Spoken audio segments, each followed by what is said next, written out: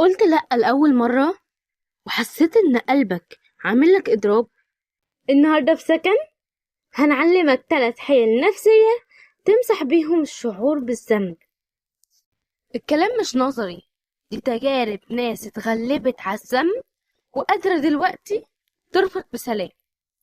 أول حيلة، اسأل نفسك لو حد رفض لي طلب هعاقبه؟ الذنب هيقولك أنا آسف لأني رفضت طلب لأختي. تسأل نفسك لو أختي رفضت طلب مني عشان عندها امتحان هل كنت هزعل منها؟ غالبا لأ. فليه بتعاقب نفسك؟ السر في الحيلة دي، الذنب العاطفي بيختفي لما تشوف الموقف من بره. وكمان اللي بيحبك حقيقي مش هيحبك وانت منهك. الحيلة التانية، حول الذنب لمسؤولية اتجاه نفسك.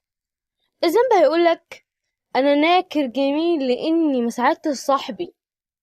الحل، أنا إنسان مسؤول عن طاقتي، ولو ساعدته النهاردة وأنا تعبان هضره أكتر ما هفيده. التبرير العملي للحيلة دي، العطاء من قلب فارغ بيخرب العلاقات.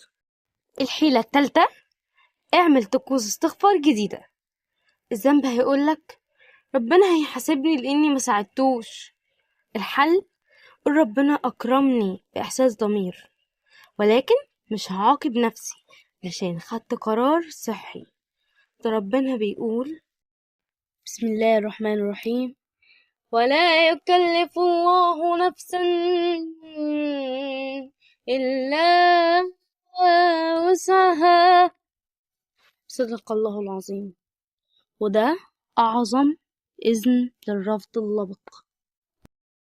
جرب النهاردة تقول هشطب جملة ذنب من قاموسك النهاردة، زي أنا أناني أو أنا أنانية، واكتب لنا في التعليقات جملتي الجديدة هتكون كذا. واشترك في القناة لو عايز تكمل رحلة التحرير من الذنب، ودوس على الجرس عشان الفيديو الجاي ازاي تتعامل مع الناس اللي بتستغل مشاعرك. وخليك فاكر الذنب الصح هو اللي بيخليك تتوب لربنا، مش اللي بيخليك عبد لرضا الناس. وكمان اللي بيستنزف مشاعرك يستاهل لأ من غير ذنب.